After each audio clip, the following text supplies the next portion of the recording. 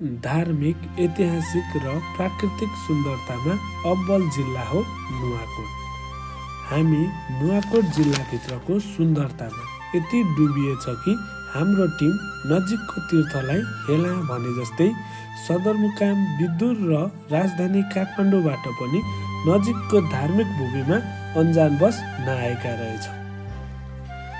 भनिन्छ राम्रो चिज लामो धैर्यतापछि प्राप्ति हुन्छ भने जस्तै भएको छ। हो, आज हामी प्राकृतिक सुन्दरताको हिसाबले होस् या ऐतिहासिक तथा धार्मिक स्थलको हिसाबले होस् अति नै उच्च कोटिको धार्मिक भूमिमा पाइला टेक्दैछौँ। हाम्रो आजको गन्तव्य भनेको बेलकोटगढी 2 मा अवस्थित धार्मिक र ऐतिहासिक विशेषतालाई चिन्न ढिला भइरहेको प्राकृतिक भूमि चिम्टेश्वर पर्वततिरको। चिम्टेश्वर महादेव पर्वतको बयान जति गरे पनि अपुरो अनि अधुरो नै रहन्छ।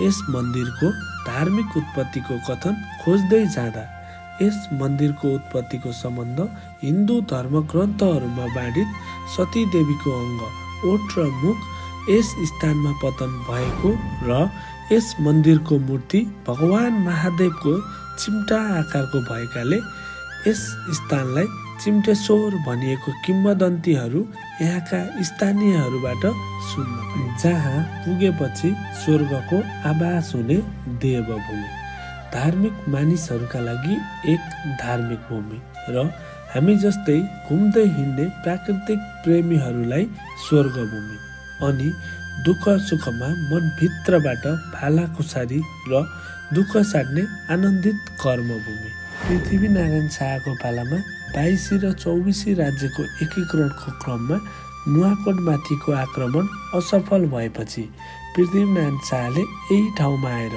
चिम्टेश्वर महादेवको पूजाआजा गरी पुनः अर्कोचोटिको आक्रमणमा जित निकाल्न सफल भएपछि यही ठाउँमा गढी बनाएर बसेको पनि स्थानीयहरूको भनाइ सुन्न पाइन्छ।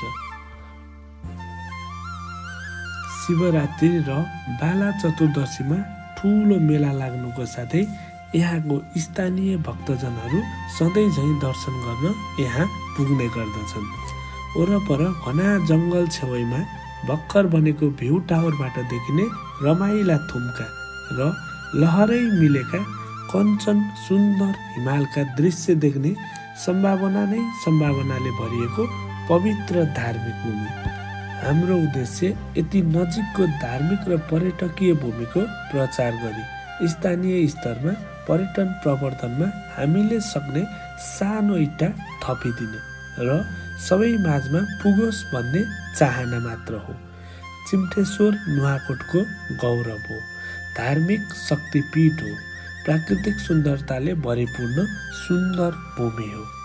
यसको संरक्षण र प्रचारमा सम्बन्धित पक्षको ध्यान जाओस्। चिम्टेश्वर महादेवले सबैको रक्षा गरून्।